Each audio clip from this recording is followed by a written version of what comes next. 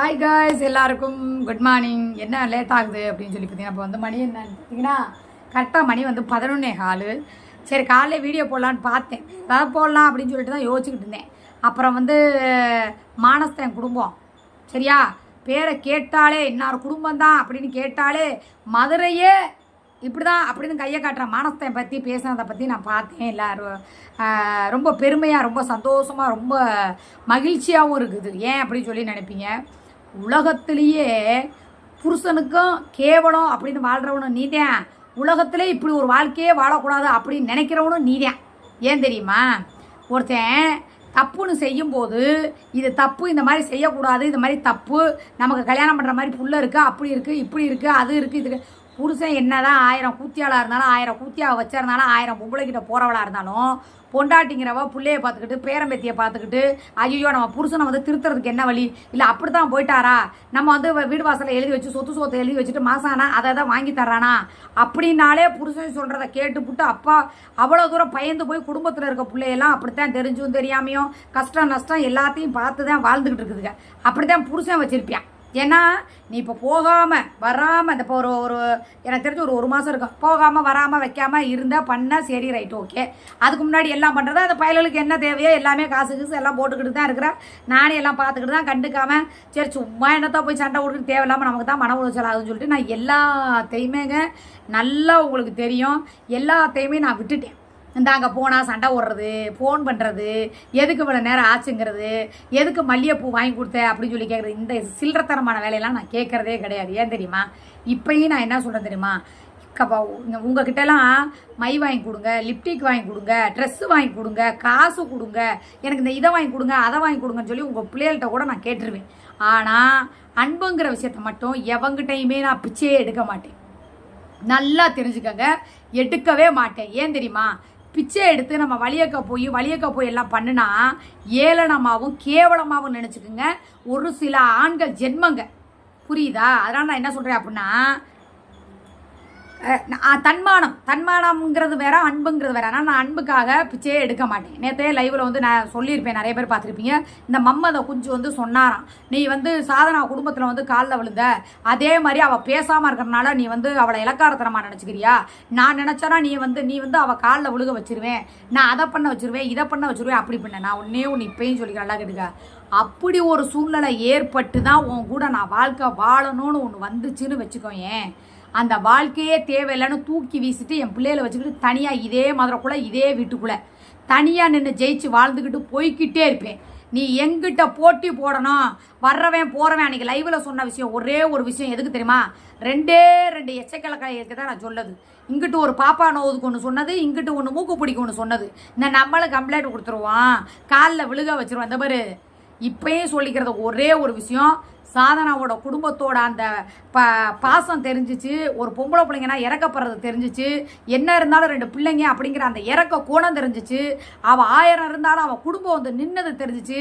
நான் ரொம்ப நேரம் யோசிச்சு ரொம்ப இது பண்ணி தான், கடவுளே இது கேட்போமா வேணாமா, இல்லை கௌரவத்துக்காக நம்ம ஜெயிலுக்கு கூட போகலாமா அப்படின்னு சொல்லி 2 விஷயமும் நான் யோசிச்சு இப்போ வரைக்கும் சொல்கிறேன், அவள்கிட்ட போய் மன்னிப்பு கேளுன்னு சொல்லி என் கூட பழகினவங்க யாருமே ஒரு வார்த்தை கூட சொல்லலை. சூர்யா நீ உள்ள கூட போ, நான் நடந்த விஷயத்த நான் சொல்கிறேன்.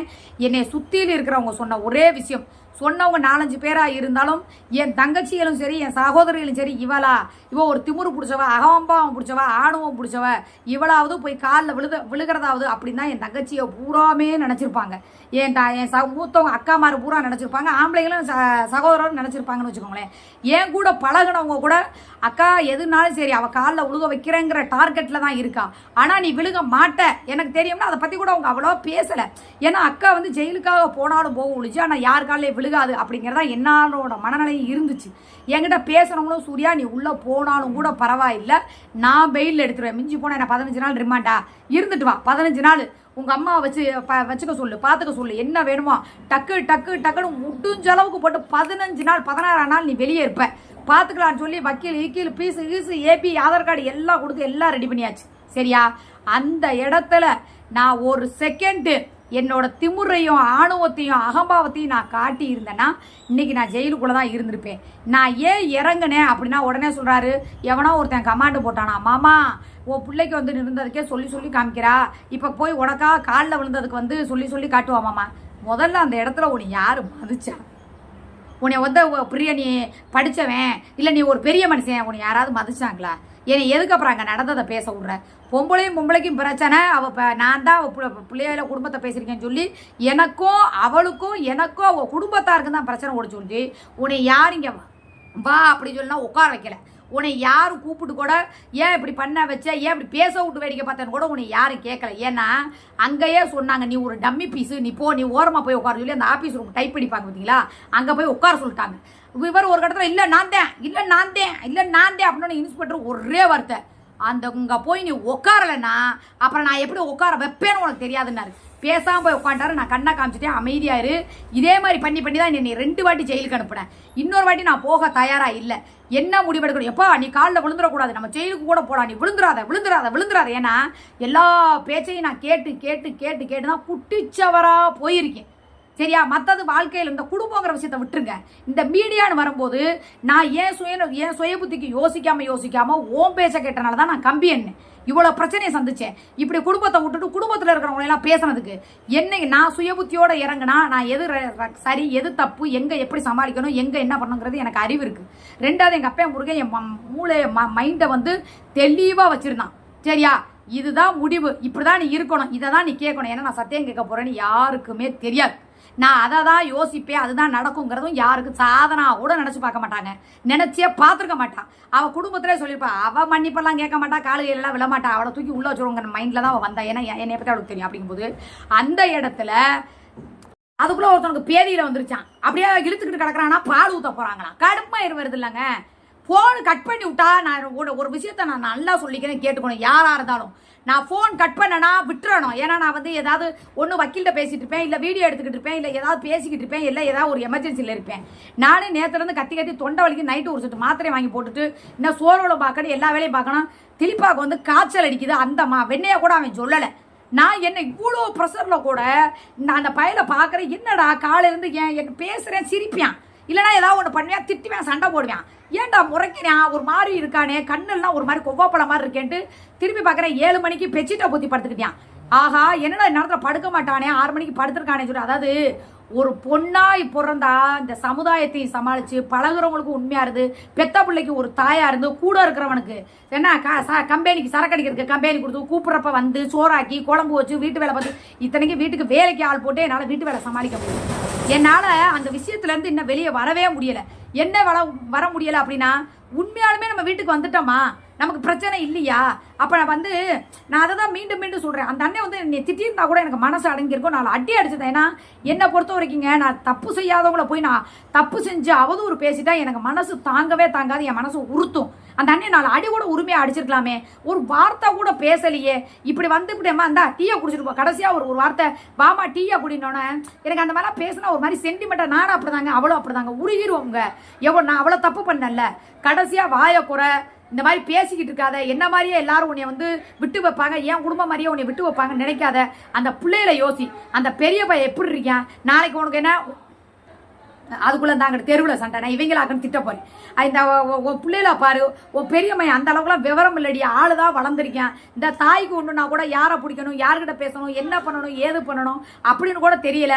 2 பிள்ளையும் ஒரு மாக்காம் பிள்ளையா இருக்கு. உனக்கு இந்த ஆளு கூட இருக்கிறான், பேசுகிறப்பெல்லாம் விட்டு பேசி முடிச்சோட வந்துக்கிட்டு இருந்தா நீங்கள் கையை கட்டி நிற்கிற நிலைமையில் ஆயிடுச்சு. ஓ புத்திக்கு இருந்தால் கூட நீ கரெக்டாக இருப்ப, தெளிவாக இருப்ப, யாரை பேசணும் யாரை பேசக்கூடாது, என்ன எதிரி எல்லாத்தையும் யோசிப்ப.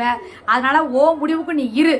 இப்போ கூட எங்கள் மாமா உன்னை தண்டிக்கணுமோ இல்லை நான் தண்டிக்கணுமோ, என் குடும்பமே தண்டிக்கணுமே, இந்த பாவத்தை சம்பாரிச்சு கூட நாங்கள் வரல அப்படின்னு சொன்னதே என்னால் ஏற்றுக்க முடியல. ஏன்னா குத்தம் செஞ்ச நெஞ்சு குறுகுறுன்னு சொல்லுவாங்க.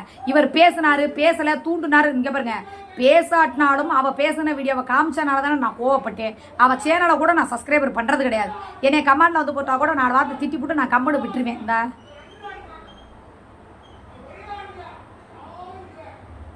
நான் வீடியோ என்னைக்கு போடுறனோ அப்போ பூராமே ஒன்று சண்டை, இல்லை டிவியில் சுடுற சண்டை, இல்லையா வேற ஏதாவது இவங்க இப்போ ரூமுக்குள்ளே போய் இல்லை அதை கொடு இதை கொடு இப்படி கொடு, எப்படிரா நான் வீடியோ போடுறது, எப்படிரா நான் பேசுறது சொல்லு பார்ப்போம். ரெண்டாவது வந்து நீ சொல்லியிருக்க சுமிக்கிட்ட பேசுறதுனால உனக்கு எங்கே எரியுது. நான் கேட்குறேன் இதே வார்த்தையை நானும் சொல்கிறேன். பாலா கிட்ட பேசினா உனக்கு எங்கே எரியுது. நான் நசமாக பாலா கிட்ட முன்னாடி உட்காந்து நான் பேசுகிறேன். அவன் வந்து எப்படியோ இருந்துட்டு போகிறான். நான் பேசுகிறா கூட பாவம் அப்படின்னு தான் ரிசல்ட்டுக்கு கூட கூப்பிட்டேன். ஏன்னா இவனும் பிளாக்ல போட்டேன், திலீப்பாவும் நானும் பிளாக்ல போட்டேன். புது நம்பர் அடிக்கவும் நான் என்ன நினச்சேன், உண்மையாலுமே இவன் அசார் தான் கூப்பிட்றான் போல இருக்கு. ஏன்னா இவர் ஃபோன் சைலண்டில் கிடக்கவும் நிறைய பேர் இது பண்ணாங்க. சரி பெத்த உள்ள பாவம் அக்கறையில் என் நம்பர் அவன்கிட்ட இருக்கு, ஏதாவது தானிக்க பிரச்சனை. இப்போ கூட நைட்டு 1 மணிக்கு எனக்கு தான் கூப்பிட்டு அத்தாட்ட ஃபோனை கொடுங்க அப்படின்னா நான் கொடுத்தேன். சரி அசார் தான் அடிக்கிறான், ஏன்னா அவன் நம்பர் மாதிரி தான் வந்துச்சு ஃபஸ்ட்டு ஒரு 4-5 நம்பர். சரி அவன் தான் அடிக்கிறான் போல இருக்கு. சரி என்னாச்சு ஏதாச்சுன்னு கேட்கறதுக்குன்னு சொல்லிட்டு எடுத்து ஹலோ அப்படின்னு சொல்லி கேட்குறேன். இவன் பாலா பிள்ளை நம்பர் என்ன மார்க் என்னன்னு கேட்டால் எனக்கு தெரியாதுண்ணே. ஏன்னா என்கொயரி போனதான் அவனுக்கு தெரியாது. எனக்கு சுத்தமாக கூப்பிட்றது கிடையாது. நான் ஒரே வார்த்தையாக சொல்லிட்டேன், என்னை நசன் டார்ச்சல் பண்ணிக்கிட்டு கூடாது. நான் 1008 பிரச்சனையில் இருக்கேன், நீ வந்து நீ டென்ஷன் ஆக்காத அமைதியாருன்னு அவன் அதோட ஒதுங்கினவன் தான். இப்போ வரைக்கும் ஃபோன்லாம் பண்ணுறதும் கிடையாது, பேசுறது கிடையாது. பேசுகிற பேச்சா அளவாக பேசு, உண்மையாக பேசு. இப்போ வரைக்கும் நான் பாலாகிட்ட ஒரு வார்த்தைனாவது நீ நல்லா இருக்கியா, சாப்பிட்டியா, என்ன பண்ணுற ஏது பண்ணுறேன்னு சொல்லி பேசியிருப்பேனா? நீ வந்து பேசுகிற கொஞ்சம் இந்த பார், நீ செய்யாத விஷயத்த நீ செஞ்சேன்னு சொல்லி சொன்னேன்னு வச்சுக்கவே உண்மையாலுமே பேசுறதுல தப்பே கிடையாது. அவன் புருஷன் தான். ஏன் வாரத்துக்கு ஒரு புருஷன், மாசத்துக்கு ஒரு புருஷன். நான் கேட்குறேன் என்ன புருஷன் நீ சொல்றிய, என்ன புருஷன் ஆதாரம் இருக்கா புருஷன் உனக்கு? அவள் தாலி பாக்கியம்னா யார் தாலி கட்டினா? நீ தாலி கட்டினியா? ஆனந்து தான் புருஷன். ஆனந்து தாலி பாக்கியந்தே வந்து அவளை காப்பாத்துது, அவனை காப்பாத்துது. அது எப்படி வர்றவன் போறவெல்லாம் தாலி கட்டுறதுலாம் தாலி பாக்கியம் உன்னைய காப்பாத்திருமா? இப்போ நீ எனக்கு கருகமணி போட்டிருக்க, நீ அந்த கட்டுன கருகமணியோட பாக்கிய உன்னைய காப்பாத்துமா இல்லை பாலாவை காப்பாத்துமா? நான் கேட்குறேன். கருகமணியை போட்டேங்கிற அவள் கருகமணி என்னைக்காவது போட்டு நீ பார்த்துருக்கியா? இல்லை மஞ்சக்கயிறு கட்டி பார்த்துருக்கியா? ஏன் சுகில் மாமா விட்டுட்டு போயிட்டாரா? இல்லை நீங்கள் எல்லாரும் சேர்ந்து தான் அந்த பிளான் போட்டு நடிச்சு தான் எல்லாரையும் முட்டாளாக்குறீங்களா? எனக்கு புரியலை. கரியை வாங்கிட்டு தான் தூக்கி வீசுவேன், சுகைல் மாமா உன்ட்ட பேசக்கூடாதுன்னு சொல்லிட்டாரு, வீட்டுக்குள்ள விட மாட்டேன்னு சொல்லிட்டாரு, இவ வந்து இப்படி பண்றா, இவ இத்தனை பேத்துக்கு திறந்து காமிச்சா. இந்த காலையில பேசும்போது கூட உதயகுமார், ஆனந்த், ரிஃபாயி, சபி, சுனில், அப்புறம் யாரோட என்னன்னா இப்படி லிஸ்ட் போட்டுக்கிட்டு இருந்தேன். நான் என்ன கேட்கறேன்னா, ஒரு பொம்பளை தப்பு செஞ்சு இவ்வளோ தூரம் பண்றவளுக்கே ஒத்து ஊதிக்கிட்டு ஏன் பொண்டாட்டி ஃபங்க்ஷனுக்கு மெஹந்தி படுறது. அப்போ அந்த அம்மா பெரிய மேக்கப் ஆர்டிஸ்ட். நீங்கள் பார்த்ததில்ல, கொஞ்சம் நாளைக்கு முன்னாடி நல்லா கவனிச்சு நீங்கள் எல்லாரும் பின்னோக்கி இந்த பாண்டிச்சேரிக்கு முன்னாடி போய் இவ போட்ட வீடியோக்களெல்லாம் கரெக்டாக பாருங்கள். நான் ஏன் சொல்கிறேன் அப்படிங்கிறத போய் பாருங்கள். ஒரு லிப்டிக்கு கூட பிராண்டடாக வாங்கி போட தெரியாது. ஒரு 10 ரூபா லிப்டிக் இருக்கும்ல, அந்த டபுள் கலர் ஷர்ட் மாதிரி, அதை தான் போட்டுக்கிட்டு சுற்றினான். நான் போய் ஒரு நாள் மேக்கப் போடவும் தான் என்னை உத்துக்கிட்டு குறுன்னு பார்த்தான். கண்மை போடுறது, இந்த லிப்ஸ்டிக் போடுறது, இதெல்லாம் என்ன இப்படி போடுற அப்படின்னு, இப்படி தான் போடணும், இந்த மாதிரி தான் போட்டு இந்த மாதிரி இருக்கணும் அப்படின்னோடனே அதுக்கப்புறம் கொஞ்சம் கொஞ்சமாக மாறேன். நல்லா கவனமாக கவனிச்சு பாருங்களேன். நான் என்னென்ன பண்ணணும் அதை பூரா அப்படியே பண்ணியிருப்பான். இப்போ இவங்க தான் மேக்கப்பு ஆர்டிஸ்டா. யார் இவங்களா? சரி, முதல்ல அந்த தேங்காய் மட்டை இருக்குல்ல, இந்த படத்தில் வடிவேல் காமில் வரலாம், ஹானுக்கிட்டு அவனை மாதிரி முதல்ல மயிறு அடக்க சொல்லு. மசுறு அடங்கினாதான் ஒரு பொம்பளை ஒரு குடும்பமே அடங்கும். சரியா? நீ போய் பூ வாங்கி கொடு. இல்லை சுனில் என்ன சுகைல் கழட்டி விட்டு போயிட்டான்னா ஒன்றும் பிரச்சனை இல்லைடா. ஒரு மாமா கழட்டி விட்டுட்டு போனோன்னா இந்த மாமா ஒரு வாரம் போய் கறிமீன் வாங்கி கொடுத்து எல்லாம் கொடுத்து பொண்டாட்டி எனக்கு எல்லாமே அவதான், எனக்கு சாகிறப்ப கொல்லி வைக்கிறது அவதான், எல்லாமே பாப்பான்னு சொல்லி மாமா சொல்லுவார். அடுத்த மாமா வந்தோடனே இந்த மாமாவை கழட்டி விட்டுருவாங்க. அப்புறம் இந்த மாமா எனக்கு துரோகம் பண்ணிட்டா, உனக்கு இது தேவையா, அப்படியா இப்படியான்னு இந்த மாமா பேசுவார். அப்புறம் என்ன பண்ணுவார், இன்னொரு மாமா வந்து கழட்டி விட்டோன்னா திருப்பி இந்த மாமா போவார். இன்னொரு மாமா போனோன்னா இந்த மாமா போவார். இந்த மாமா போனார்னா இன்னொரு மாமா வருவார். இப்போ சுகைல் மாமா அனைமா கழட்டி விட்டாருன்னு நினைக்கிறேன். எனக்கு அதான் கதை ஓடுது. ஏன்னா அப்படியே பார்த்தா இவங்க அப்படியே மல்லிகைப்பூ வாங்கி கொடுக்குறதும், அவங்க தூக்கி புளியார் படத்துக்கு போட்டேன்னு சொன்னாதும், அடாடாடா உண்மையானுமே சொல்லவா இப்படித்தான் வாழக்கூடாது அப்படிங்கிற ஒரு வாழ்க்கைக்கு உதாரணமே நீயும் அவளும் மட்டும்தான். என்ன மொத்தத்தில் ஒரு கல்யாணம் பண்ணாத பையன் இருக்காளேன்னு கொஞ்சம் கூட ஒரு உடனே கமாண்ட் வருவாங்க. ஏன் கமாண்ட் பாக்ஸ் ஆஃப் பண்ணி வச்சுட்டேன், கழுவி ஊற்றுறாங்களே, நானும் ஆஃப் பண்ணவே மாட்டேன். நீ அவங்க என்ன வேணாலும் ஊற்றி கேட்டேன். சரி, அந்த மாதிரி தைரியம் இருக்கிறவன் நீ வந்து ஓப்பன் பண்ணி வை. புரியுதா? நேற்று வச்சு மக்கள் பூரா செஞ்சுருக்காங்களாம். சரி, அவ ஒரு வார்த்தையை சொன்னா, நீ தாண்டா எல்லாருக்கிட்டே என்னை கப்பையை புழக்க விட்ட, நீ தாண்டா எல்லாருக்கிட்டே போய் என்னை படுக்க சொன்னேங்கிற. அப்போ அந்த வேலை நீ பார்த்தியா? நீ செய்ய சொன்னியா? நீ வந்து இப்போ கோபத்தில் 1000 பேசலாம். நீ சொல்கிற ஊர் பயலுக்கெல்லாம் கப்பையை குழந்த, இவனுக்கு காமிச்சா அவனுக்கு காமிச்சா நீ சொல்கிற. அவன் என்ன சொல்கிறா, நீ தாண்டா ஊர் பயலுக்கு திறக்க வச்ச, பார்க்க வச்சேன்னு. இப்போ வரைக்கும் நான் ஒரு வார்த்தை உன்னை 1000 கேவலமாக கூட பேசியிருப்பேன். நீ என்னைக்காவது என்னை தப்பாக போக விட்டுருக்க, இல்லை என்னை தப்பாக வீட்டை விட்டுனாவது போக விட்டுருக்க, யார்த்தையாவது ஒரு ஃபோன்னாவது பேச விட்டுருப்ப அப்படின்னு சொல்லி நான் சொல்லியிருக்கேன்னா. உன்னை என்ன சண்டை போட்டாலும் என்ன பண்ணாலும் வச்சாலும் போகணும், சண்டை போடணும், அதை பண்ணணும், இதுக்கு பேர் எல்லா எல்லாருக்கும் இல்லை வாழ்க்கை இருக்குது, இல்லாமலாம் கிடையாது. 2 பச்சை குழந்தைய வச்சே நான் கஷ்டப்பட்டு வாழ்க்கையில் முன்னேறி வந்தவன். இன்றைக்கி 2 பையலுக்கு இன்னும் 1 வருஷம் இந்த +2 முடிச்சிட்டானா காலேஜ், புரியுதா? அழகாக அவனுக்கு நல்லா உட்காந்து நான்லாம் டெய்லி அவன்கிட்ட 2 மணி நேரம் கிளாஸ் எடுத்து வாழ்க்கையோட வாழ்க்கைன்னா என்ன, எப்படி வாழணும், எப்படி இருக்கணும் நான் வந்து கவுன்சிலிங் கொடுக்க ஆரம்பிச்சேன்னு வச்சுக்குவேன். என்னைய பார்த்து எத்தனையோ பிள்ளைங்க சொல்லுது, அக்கா உங்களை பார்த்துதாக்கா நாங்களாம் இந்த அளவுக்கு வாழ்க்கையை கற்றுக்கிட்டோம், இந்த அளவுக்கு நாங்கள் மாற்றிக்கணும்னு எனக்கு வாட்ஸ்அப் பப்ளிக் நம்பரில் வந்து அவ்வளோ தூரம் அனுப்பியிருக்குது. சரி நான் கேட்குறேன், பாலா வந்து பப்ளிக்கில் வந்து ஒரு நம்ம வாட்ஸ்அப்பில் வந்து அனுப்பியிருக்கியா குழந்தைங்களோடது? நல்ல அப்பேன், நல்லா கேட்கணும், நல்ல ஒரு அப்பேன். அவன் ஒன்றும் பிட்டுப்பட அனுப்பல, காதல் என்னது ஷார்ட்ஸ் அனுப்பல, இல்லை நீ நான் போட்ட ஷார்ட்ஸ் அனுப்பி ஏண்டி அவன் கூட தொட்டு ஆடுற, ஏண்டி நடிச்சு ஆடுற, நீ உரசுற தடவுற நான் அனுப்புனேன். குழந்தைங்களை வெளியே கூட்டிக்கிட்டு போங்க, குழந்தைங்களுக்கு ஃபோன் கொடுக்காதீங்க, குழந்தைங்களுக்கு நல்ல அறிவுரை சொல்லுங்க, குழந்தைங்களோட நல்ல ஒரு ஃப்ரெண்டாக இருங்க, நல்லா புத்தி சொல்லுங்க சொல்லி ஒரு அப்பா ஒரு குழந்தைக்கு காட்டுறதுக்காக அது எனக்கு அனுப்பல, என் வாட்ஸ்அப்புக்கு வரல, பப்ளிக் நம்பருக்கு வந்திருக்கு. ஏன்னா கோகுல் தான் பப்ளிக் நம்பரை வச்சு விளையாண்டுக்கிட்டு இருக்கான். அவன் பிள்ளைக்கு அவன் அனுப்பியிருக்கான். எனக்கு என்ன பிட்டு படமாக அனுப்பியிருக்கான்? ஏதாவது மூடு வந்து அவங்ககிட்ட போய் நான் திறந்து கட்டுறதுக்கு சொல்லு பாப்பா. இல்லை நீ நான் அவளும் சேர்ந்து அப்படியே போட்டதையும் இதை எடுத்து நீ உண்மையான பாசம் இருந்தால் இந்த ஐடியில் போடு, எப்படி 2 சோடியா போட்ட அந்த வீடியோலாம் இருக்குல்ல, அதெல்லாம் எடுத்து இவர் ஒரு ஷார்ட்ஸ் போட்டிருந்தாரு. ஆமாம் நானும் இவரும் போட்டிருந்தோம்ல. அப்போ அக்கா வந்து வாய்ஸ் மெசேஜ் ஒன்று போட்டிருக்குது, நீ உண்மையான பாசம் இருந்தால் இங்கே இந்த வீடியோவை எடுத்து நீ போடு, எப்படி அக்கா சொல்லி போட சொல்லுது. நான் இப்பயும் ஒன்று சொல்லவா, இந்த ஷார்ட்ஸ் போடுறது, வீடியோ போடுறது, காதல் வர்றது, காமம் வர்றது, பிரச்சனைன்னு வர்றது, அதை எப்படி பேச பண்ணுறது நான் ஒன்று சொல்லவா. நீ 1 மணி நேரம் மூடிக்கிட்டு போய் மூளையில் உட்காந்துருந்தேன், ஒரு பிரச்சனையை முடிச்சு நான் வெளியே வந்தேன், சரியா? ஏன்னா எனக்கு தெரியும் எங்கே எப்படி பேசணும், அப்படி இருந்தவ தான் நான். அதனால தான் தனியாக இருக்கும்போது கூட எப்படியோ வாழ்கிற கூட எந்த பிரச்சனையுமே இல்லாமல் நீ இருந்த ஒரு வார்த்தை பேசும்போதே பேசாத வாயை அடக்கு அப்படின்னு தான் இந்த பிரச்சனைலாம் வந்திருக்காது.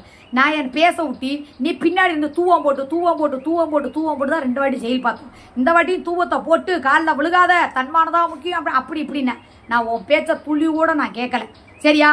எனக்கு எங்கள் அப்பே முருகன், உனக்கு என்ன தோணுதோ அதை நீ செய், உனக்கு என்ன படுதோ நீ செய்.